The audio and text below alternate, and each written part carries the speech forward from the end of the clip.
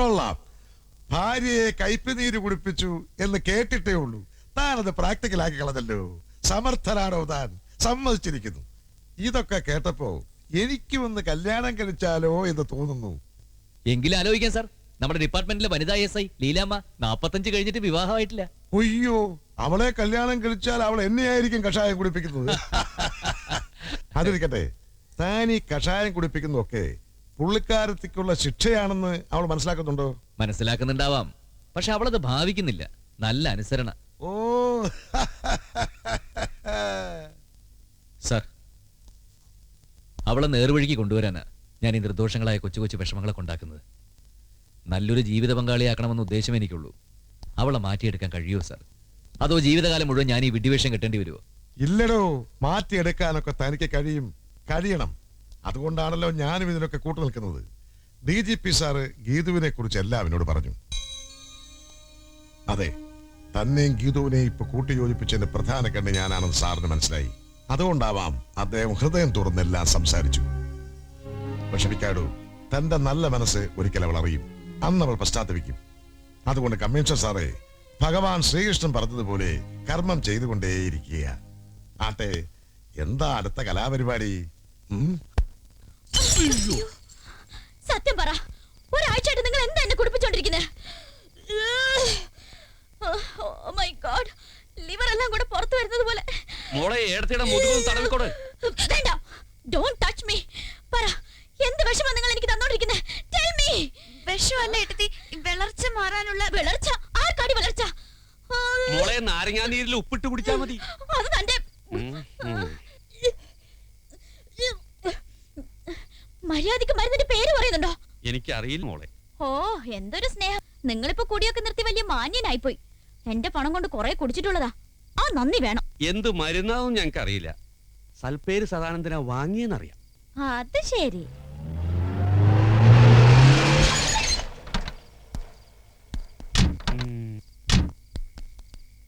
നിക്കടവിടെ. തന്നോടാ പറഞ്ഞു നിക്കാൻ. മാഡം എന്നെ വിളിച്ചു. കമ്മീഷണറുടെ ഭാര്യക്ക് താൻ എന്ത് മരുന്നോട് വാങ്ങിയത്? തന്നെ കാമാക്ഷി വിളിക്കണു. ഞാനിതാ വരുന്നടി. Stop there. കുട്ടാ, നമ്മൾ സന്തുഷ്ടരാണ്. അയാളെ വെറുതെ വിട്ടേക്ക്. പോണ്ട. എന്താണ് വാങ്ങിയത്? കമ്മീഷണറുടെ വൈഫും DGPയുടെ മകളുമാണ് ചോദിക്കുന്നത്. നാളെ കെട്ടിപ്പറിക്ക് കാസർഗോഡേക്ക് പോണെങ്കിൽ പറയണോ? രക്തദൂഷ്യം കൊണ്ട് ചൊറിയും ചിരങ്ങും വരുന്നവർക്ക് കൊടുക്കുന്ന ഉത്തമ ആയുർവേദ ഉൽപ്പന്നമായ വേപ്പിൻപെട്ട കഷായമാണ് മാഡത്തിന് തന്നത്. വേപ്പിൻപെട്ട കഷായമോ? എന്നിട്ട് ശരീരം നന്നാകാനെന്ന് പറഞ്ഞിട്ട്? ആഹാ, ഇപ്പൊ കാണിച്ചു തരാം. സാർ, 2 ഭാര്യമാരെയും അവരിൽ എനിക്കുണ്ടായ 7 മക്കളെ ഒരേ മേൽക്കൂരയിൽ ഒരേ നുകത്തിക്കെട്ടി പൊട്ടിത്തെറികളും പൊട്ടലും ചീറ്റലുമില്ല ശാന്തമായി കുടുംബം മുന്നോട്ട് നയിക്കുന്നുകൊണ്ടാണ് നാട്ടുകാരന്റെ സൽപ്പേര് സദാനന്ദനെ വിളിക്കുന്നത്. ആ സൽപ്പേരിനെ ദുഷ്പേര് കേൾപ്പിക്കരുത് സാർ. ഡാഡി, ആ മരുന്നിന്റെ പേര് കിട്ടി.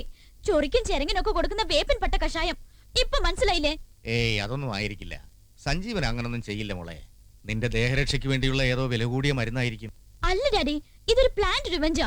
ഇനി 3 കുപ്പിയോട് ഷെൽഫിൽ വെച്ച് പൂട്ടിയിരിക്കുക എന്നെ കൊണ്ട് കുടിപ്പിക്കാൻ. ആ, അതുകൂടി നിർബന്ധമായും എന്റെ മോള് കഴിക്കണം.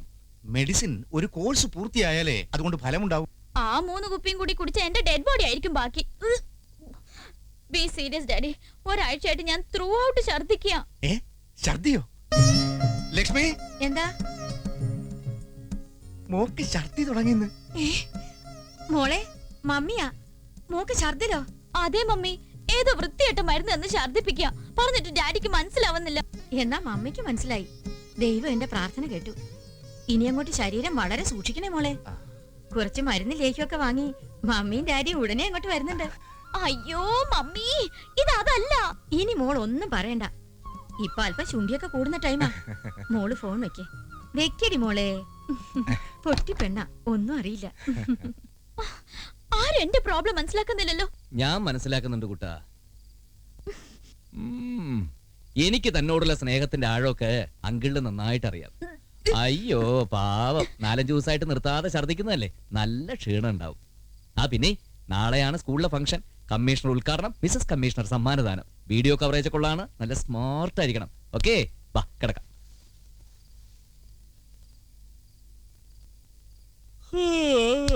ഇങ്ങനെ കിടന്നാ ശരിയാവില്ല.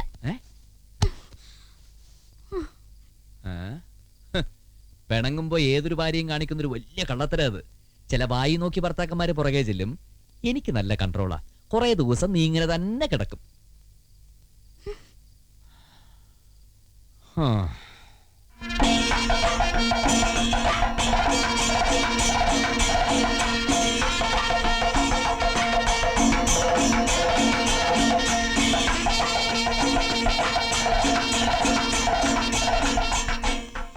ഇരിക്കണം സാർ. യോഗം തുടങ്ങാൻ ഒരു 10 മിനിറ്റ് വൈകും. അതുവരെ അതിനെന്താ വെയിറ്റ് ചെയ്യാം? ടീച്ചർ ഒന്ന് വന്നേ. PTA പ്രസിഡന്റ് നിലയ്ക്ക് എനിക്കുള്ള ഉത്തരവാദിത്തങ്ങളൊക്കെ ഉണ്ട്. ഞാൻ സ്റ്റേജ് ഒക്കെ ഒന്ന് അറേഞ്ച് ചെയ്തിട്ട് വരാം. സാർ നോട്ടീസ് ഡ്രിങ്ക്സ് കൊടുത്തയക്കാം. വേപ്പിൻ പട്ടയായിരിക്കും. ഒരു വേപ്പിപ്പട്ട വരുത്തി വെച്ച വിനേ. ഓ മലയാളം ഇവർക്ക് ഇതൊന്ന് ഇംഗ്ലീഷിൽ പ്രിന്റ് ചെയ്താലെന്താ, എല്ലാവർക്കും വായിക്കാലോ. ഷിറ്റ്. ഓ സുഹൃത്തെ, ഇനി പോയിട്ടേ ആ പാവം പിള്ളേരുടെ പടം എടുക്ക്. ഞങ്ങളൊരു സ്വകാര്യം പറഞ്ഞോട്ടെ. ഓടേ. പഞ്ചവാദ്യം, താലപ്പി, സ്വീകരണം, കണ്ടോടി കമ്മിയുടെ ഒരു വില. ഓ ഒരു ജെന്റിൽമാൻ. കമ്മീഷണറുടെ യഥാർത്ഥ മുഖം ഇവർക്ക് അറിയില്ലല്ലോ. ഒരു കാമദേവൻ ചമഞ്ഞിരിക്കുന്നു. സംശയം എന്താടി? സ്വീകരിച്ചു കൊണ്ടുവരുമ്പോ എല്ലാവരുടെയും കണ്ണ് സഞ്ജീവന്റെ മുഖത്ത് തന്നെയായിരുന്നു. അതെ, ഇത്രയും നല്ലൊരു പെണ്ണിനെ, അതും DGPയുടെ മോളെ ഈ കോമാളിക്ക് എങ്ങനെ കിട്ടിയെന്ന അത്ഭുതം കൊണ്ടാവും. അതല്ലടി കുരങ്ങെ, ഇത്രയും സുമുഖനായ ഒരു ചെറുപ്പക്കാരന്റെ കൂടെ കണ്ണ് തട്ടാണ്ടിരിക്കാൻ വേണ്ടിയിട്ടാണോ ഇങ്ങനെ ഒരെണ്ണം എന്നാവും. മര്യാദക്ക് എന്റെ തണലില് വെയിറ്റ് ഇട്ടിരിക്കടി. ഓ അങ്ങ് ഇരുന്നേച്ചാലും മതി. ഈശ്വര പ്രാർത്ഥന പാടാമെന്ന് ഏറ്റുന്ന കുട്ടിക്ക് സുഖമില്ല, ആശുപത്രി കൊണ്ടുവരിക. അയ്യോ ഇനിയിപ്പോ എന്ത് ചെയ്യും? 9Bയിലെ നിഷ വന്നിട്ടുണ്ടോ ടീച്ചറെ? ആ കുട്ടി എത്തിയിട്ടില്ല. മീനാക്ഷി, കമ്മീഷണർ വൈഫും വെയിറ്റ് ചെയ്യാണ്. ഉടനടി യോഗം തുടങ്ങണം. പൊല്ലാപ്പായല്ലോ. ഇനി ആരെ കൊണ്ടാ പാടിക്കുന്നത്? ഈശ്വര പ്രാർത്ഥന ഇല്ലാതെ എങ്ങനെ മീറ്റിംഗ് തുടങ്ങും?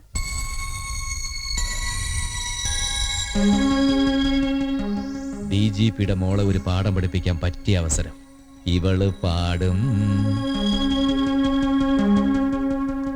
ഇനിയിപ്പോ നമ്മൾ എന്ത് ചെയ്യും? ശരിയാ. എന്താ പ്രശ്നം? ഈശ്വര പ്രാർത്ഥനയുടെ കാര്യം പറയുന്നത് കേട്ടു. അല്ല, ഈശ്വര പ്രാർത്ഥന പാടാമെന്ന കുട്ടിക്ക് പെട്ടെന്നൊരു അസുഖം. മറ്റൊരു കുട്ടിയെ അല്ല, ഈശ്വര പ്രാർത്ഥന ചൊല്ലാൻ പറ്റിയ ഒരാൾ ഇവിടെ തന്നെ ഉണ്ടല്ലോ. പക്ഷെ നിങ്ങളുടെ സ്റ്റുഡന്റ് ഇല്ലാന്ന് മാത്രം. അതാരാ സർ? എന്റെ ഭാര്യ ഗീതു. ആ? അവൾക്ക് ഈ പബ്ലിക് ഫംഗ്ഷനിലൊക്കെ പാടാൻ വലിയ താല്പര്യ. അല്ല, നിങ്ങളുടെ സ്കൂൾ നിയമത്തിന് വിരുദ്ധമാണെങ്കിൽ വേണ്ട. അയ്യോ, ഞങ്ങളുടെ വിശിഷ്ട അതിഥി തന്നെ ഈശ്വര പ്രാർത്ഥന ചെല്ലുന്നത് ഞങ്ങൾക്ക് അഭിമാനമല്ലേ സാർ? സാറിന്റെ അയൽവക്കക്കാരനാണ് ഞാൻ. മാഡത്തിന്റെ പലതരത്തിലുള്ള ഒച്ചയും കേട്ടിട്ടുണ്ട്, പക്ഷെ പാട്ടും കവിതയും കേട്ടിട്ടില്ലോ സാർ. എന്നാലൊന്ന് കേൾക്കണം. സർവകലാ വല്ലഭയല്ലടോ. വള്ളത്തോളിന്റെയും വയലാറിന്റെയും വൈലോപ്പള്ളിയുടെ ഒക്കെ വരികൾ അവളെ ചൊല്ലുന്നത് കേട്ട നമ്മളങ്ങനെ കേട്ടോണ്ട് നിന്ന് പോവും. അവളുടെ സ്വരമാതിരത്തിന് മുമ്പിൽ പി സുശീലും എസ് ജാനകി ഒന്നുമല്ലടോ. സാർ, ആ. എന്നാ ഈശ്വര പ്രാർത്ഥന മിസ്സസ് ഗീതു സഞ്ജീവ് ഉം. അജണ്ടയിൽ എഴുതി ചേർത്തോ. സംപൂജ്യരായ വിശിഷ്ട അതിഥികളെ, സഹപ്രവർത്തകരെ, എന്റെ പ്രിയപ്പെട്ട കുഞ്ഞുങ്ങളെ, നമ്മുടെ ശിവപുരം ഗവൺമെന്റ് ഹൈസ്കൂളിന്റെ 40ാം വാർഷികത്തോടനുബന്ധിച്ചുള്ള പൊതുസമ്മേളനം ആരംഭിക്കുന്നു. ആദ്യമായി ഈശ്വര പ്രാർത്ഥനയാണ്. ഇന്നിവിടെ ഈശ്വര പ്രാർത്ഥന ചൊല്ലുന്നത് നിങ്ങൾ ആരും പ്രതീക്ഷിക്കാത്ത വിശിഷ്ട വ്യക്തിത്വത്തിനുടമയായ ഒരു സ്ത്രീരത്നമാണ്. അവരാരെന്നറിയുമ്പോൾ നിങ്ങൾ അത്ഭുതപ്പെട്ടു പോകും. ആ ഗാനമാധുരി അനുഭവിച്ചറിയാൻ നമുക്ക് കിട്ടിയിരിക്കുന്ന അപൂർവ സന്ദർഭമാണിത്. ആ മഹാപ്രതിഭ മറ്റാരുമല്ല, ബഹുമാനപ്പെട്ട പോലീസ് കമ്മീഷണർ മിസ്റ്റർ സഞ്ജീവിന്റെ ഭാര്യയും നമ്മുടെ DGP രാജശേഖരൻ നായരുടെ മകളുമായ Mrs Geethu Sanjeev.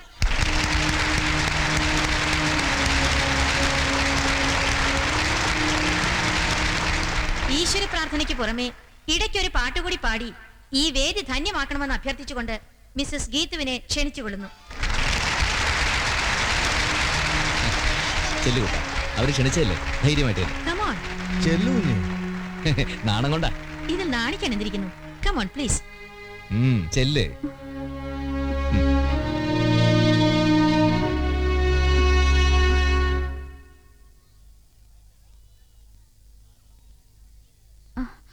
I can't. എനിക്ക് പ്രെയർ സോങ് അറിയില്ല. അയ്യോ, കാണാതെ അറിയില്ലായിരിക്കും. സാരില്ല, ഞാൻ എഴുതരാം. അഖിലാണ്ട മണ്ഡലം അണിയിച്ചൊരുക്കി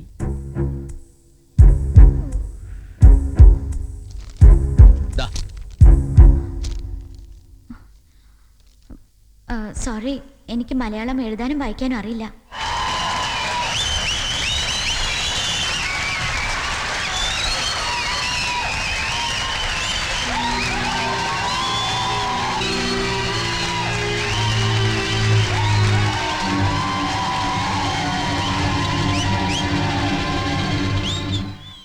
കുട്ടൻ അവിടെ പോയിരിക്കെ.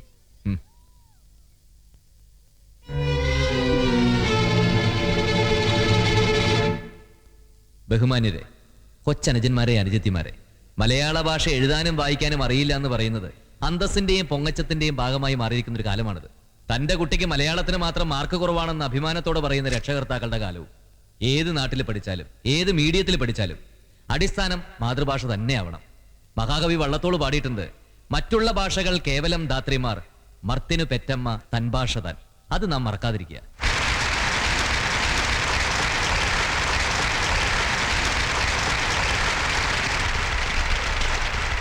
ഇരുപത് വർഷങ്ങൾക്ക് മുമ്പ് ഈ സ്കൂൾ മുറ്റത്ത് അസംബ്ലി കൂടുമ്പോൾ ഞാനും കൂട്ടുകാരും കൂടി പാടിയിരുന്ന ആ പ്രാർത്ഥനാ ഗാനം വീണ്ടും ഇവിടെ നിങ്ങളുടെ സമക്ഷം ആലപിക്കുവാൻ എനിക്ക് അഭിമാനമുണ്ട്.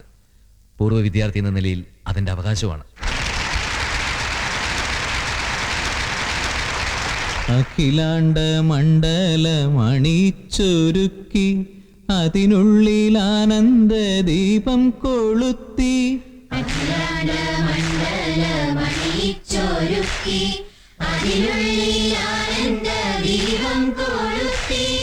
പരമാണു പൊരുളിലും സ്ഫുരണമായി മിന്നും പരമപ്രകാശമേ ശരണം നീ നിത്യം.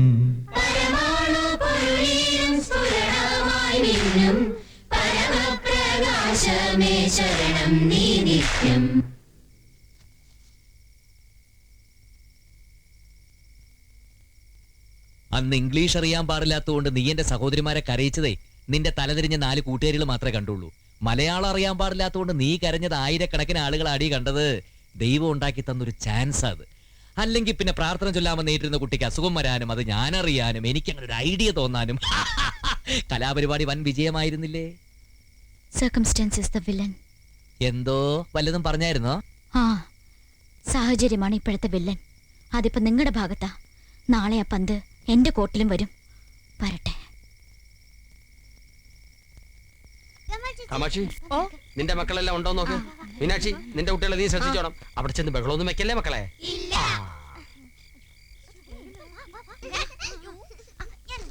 അയ്യോ, സാവിത്രി സമയായി. എന്താ ചേച്ചി? ഇന്നല്ലേ സാറും മാഡവുമായിട്ടുള്ള മനം പോലെ മംഗല്യം പരിപാടി. ഓ, ഞങ്ങളത് മറന്നു. അച്ഛാ, ഏട്ടനും എടുത്തുള്ള TV പ്രോഗ്രാം. ഏട്ടാ, മരം പോലെ മംഗല്യം പരിപാടി തുടങ്ങാൻ പോവാ.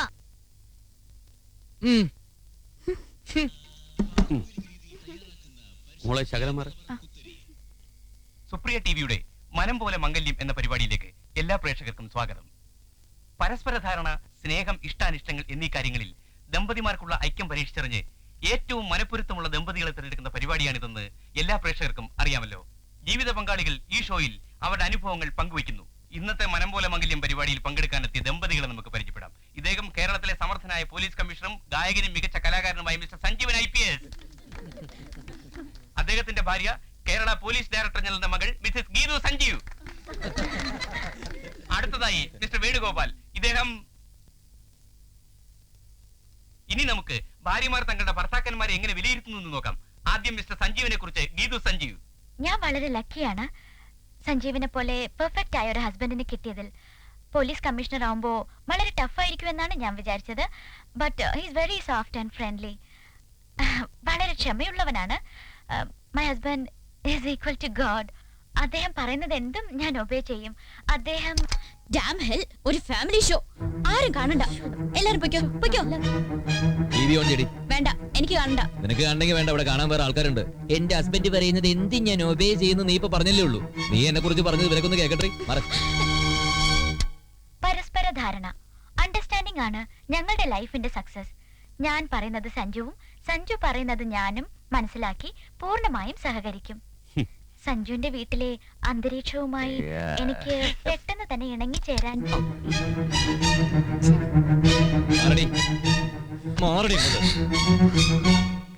അടുത്തതായി ഭാര്യ ഒരു സിനിമയുടെ പേര് അഭിനയിച്ച് കാണിക്കുന്നു. ഭർത്താവ് അത് ഏത് സിനിമയാണെന്ന് പറയണം. ആദ്യം മിസസ് ജഗത വേണുഗോപാൽ.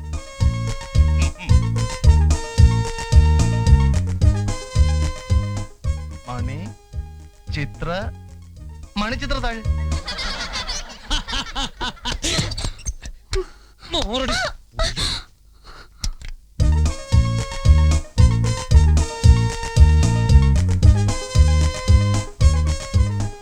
ഓ, റൗഡി.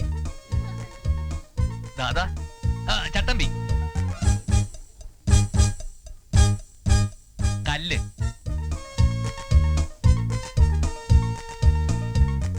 ആണി. ചട്ടമ്പി, കല്ല്, ആണി. ചട്ടമ്പി, ചട്ടമ്പി, ചട്ടമ്പി കല്യാണി.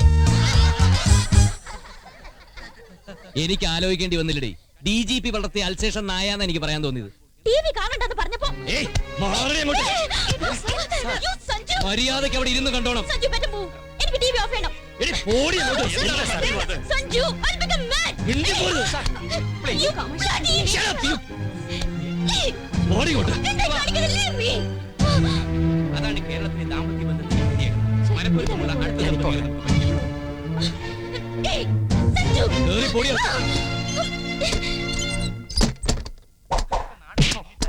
പരസ്പരം മനസ്സിലാകാതിരിക്കലാണ് പലപ്പോഴും ദാമ്പത്യത്തിന്റെ ഏറ്റവും വലിയ കീറാമുട്ടി.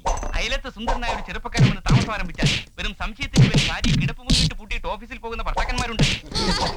ഈ പറഞ്ഞതൊന്നും നിങ്ങളെ ഉദ്ദേശിച്ചല്ല.